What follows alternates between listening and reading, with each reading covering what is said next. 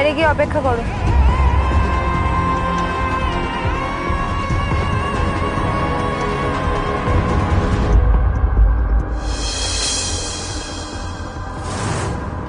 হঠাৎ গাড়িতে ডাকলে যে?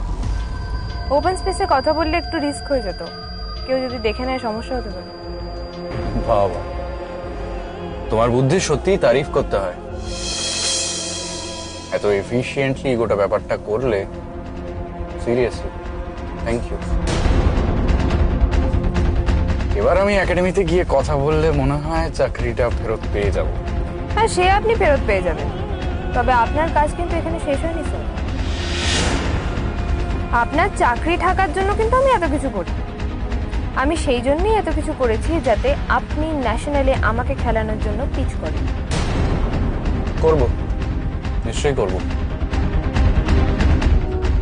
বাট একটা কথা বলো তো সারিকা, তুমি নিশ্চয়ই জানো, আমি তো জানি, তুমি যদি ন্যাশনালসে যাও তুমি ফার্স্ট রাউন্ড বা ম্যাক্সিমাম সেকেন্ড রাউন্ডেই হেরে যাবে।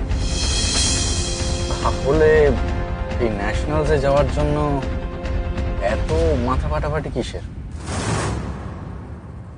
আমি কখনো হারতে শিখিনি স্যার। আমার পরিষ্কার মনে আছে, যেদিন আমি প্রথম একাডেমিতে এসেছিলাম, ইন্দুর কাছে ম্যাচে হেরে গেছি। ও খুব হেসেছিল, বড় বড় মুখ করে বলেছিল খেলতে গেলে স্কিল দরকার, টাকা থাকলেই হয় না। সেই স্কিল আছে ওর, আমার নেই। আমি ওকে দেখিয়ে দেব টাকাটাই শেষ কথা। ওর ক্যারিয়ার আমি শেষ করে দেব, ইনফ্যাক্ট আমি ওকেই শেষ করে দেব।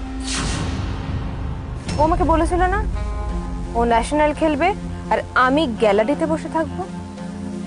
ন্যাশনাল আমি খেলবো আর ও জেলে থাকবে, হারিয়ে যাবে, জাস্ট ফিনিশ হয়ে যাবে।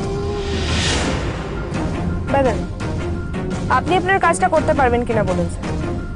7 দিনের মধ্যে কিন্তু ন্যাশনাল টিম অ্যানাউন্স হবে, তার মধ্যে যেন আমার নামটা থাকে।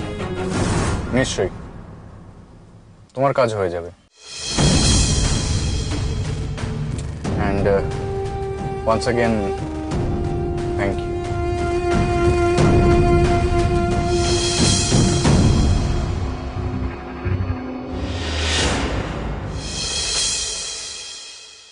ছি ছি ছি ছি, এইসব স্টুডেন্ট আপনারা একাডেমিতে এনে ভর্তি করেছেন, আপনারা কোনো ব্যাকগ্রাউন্ড চেক করেন না? এটা তো খেলোয়াড়ের নামে কলঙ্ক। এর জন্য আমাদের একাডেমির কতটা দুর্নাম হতে পারে আপনি ভেবেছেন? ওদিকে স্টেট অ্যাসোসিয়েশন থেকে ফোন আসছে, আমাদের লাইসেন্স পর্যন্ত ক্যান্সেল হয়ে যেতে পারে। কি করে বুঝবো বলুন তো আমরা? আগে যদি বুঝতাম যে এরকম হবে তাহলে তো ওকে নিতাম না। May I come in sir? কি ব্যাপার, আপনি আপনি এখানে কি করছেন? আমি ওকে রেখেছি।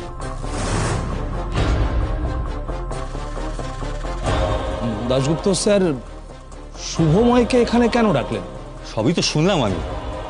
আপনারা তো ওই মেয়েটার কথায় আরেকটা ব্লান্ডার করে বসেছিলেন। এখন ড্যামেজ কন্ট্রোলটা তো আমাকেই করতে হবে নাকি? স্যার, আপনি যখন আমায় ফোন করলেন তখনই আমি নিউজটা টিভিতে দেখলাম। আপনি তো একাডেমির ভেতরেই ছিলেন, তাহলে টিভিতে দেখে সবটা জানতে হলো কেন? কি করব স্যার, আপনারাই তো অ্যানাউন্স করলেন সবাইকে বাইরে বেরিয়ে যেতে, তাই আমিও বাইরে বেরিয়ে গেছিলাম, আর তারপরেই তো দেখলাম এই অবস্থা।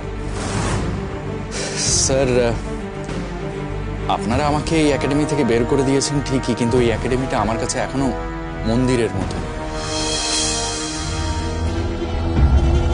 আমি এতদিন ধরে এখানে এত ছাত্রছাত্রীদের শিখিয়েছি, আমার একটা ইমোশন তো জড়িয়ে আছে এখানে।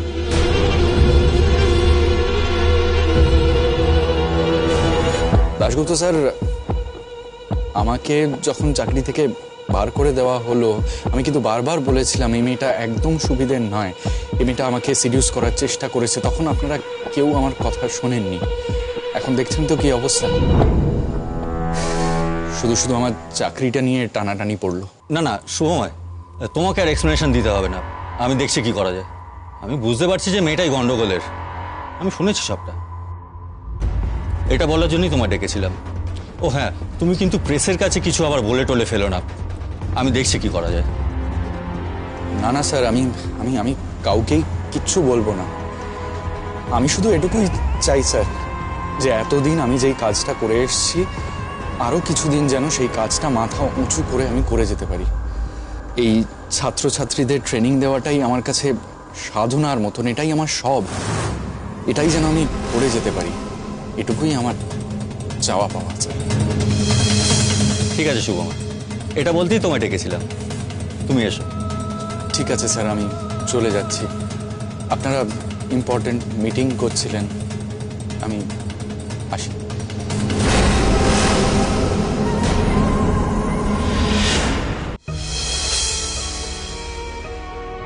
আর ছোটদা ভাই বল। আরে ইন্দুর ব্যাপারে সব শুনলাম, নন্দা বলল। আমি একটা কাজে ফেঁসে আছি, নাহলে যেতাম। হ্যাঁ, ইন্দুদিকে তো নিয়ে গেছে, এখনো থানায় আছে, আর এখন বোধহয় ওকে ওখানেই থাকতে হবে। কি জানিস তো ছোটদা ভাই, ঠিক বুঝতে পারছি না কি হবে না হবে।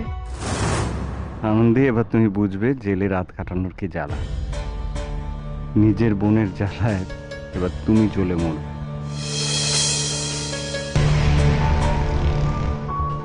হ্যালো ছোটদা ভাই, আছিস? হ্যাঁ রে, আছি। বলছি, তুই আছিস কেমন? এই সব কিছুর মধ্যে যেমন থাকা যায়। এখন বুঝতে পারছিস তো কত বড় ভুল ডিসিশন নিয়েছিস তুই? যাই হোক ছোটদা ভাই, তুই বল, তোর সঙ্গে তো নন্দা বৌদির ঝামেলা সব মিটে গেছে। হ্যাঁ, মিটে গেছে। তবে একটা জিনিস জানিস তো, আমাদের দুজনের অনেক কিছুই মেলে না। এনিওয়ে, আমি তো ওর সঙ্গে সংসারটা ঠিক করার চেষ্টা করছি, তাই পুরনো কথা আর মনে রাখতে চাই না। জানিস তো ছোটদা ভাই, এখন আমার মাঝে মাঝে একটা কথা মনে হয়। কি কথা? প্রেম আর বিয়ে দুটো ব্যাপারই সম্পূর্ণ আলাদা। বিয়ে ফেললে খুব মুশকিল হয়। বুঝতে একটু দেরি করে ফেললি যা। অপু কেমন আছে রে? ওর প্রেস কেমন চলছে? আনন্দী এখনো যায় প্রেসে? না না, বেশি যায় না। তুই জানিস ছোটদা ভাই, প্রেসটা না ধুকছে। কেন, কি হলো? আরে ক্যাপিটাল নেই, টাকা পয়সা নেই, এইসব নিয়ে খুব প্রবলেম হচ্ছে। তার উপরে বাবা দিদি ভাই প্রেসটা নিয়ে এমন বিজনেস এথিক্স বানিয়ে রেখেছে না, এই সব কিছু মেনে ব্যবসা করাটা খুব মুশকিল রে। তারপরে তোকে যে বললাম, সব থেকে বড় প্রবলেম হচ্ছে ক্যাপিটাল। কত বড় বড় অর্ডার এসেছিল, কিন্তু অপু না টেন্ডারই দিতে পারছে না এই ক্যাপিটালের অভাবে। তা তুই অপুকে লোন নিতে বললা কোনো ব্যাংক বা ফিনান্সিয়াল ইনস্টিটিউশন থেকে? অত বড় প্রেস অফিস, ইজিলি লোন পেয়ে যাবে। হ্যাঁ, সেসব তো চেষ্টা চলছে। এই ছোটদা ভাই, তোর এমন কেউ চেনাশোনা আছে রে? আরে আমার চেনাশোনা থাকলে নিজের ব্যবসার জন্যই লোন চাইতাম না। অবশ্য বাবা যাদের থেকে লোন নিয়েছিলেন তাদের নাম্বারটা তোকে দিচ্ছি, তারা। হ্যাঁ, একটু দিস তো টাইম পেলে। আর শোন, একটা কথা বলি, তুই এবার ওই ব্যবসায় নিজেকে ইনভলভ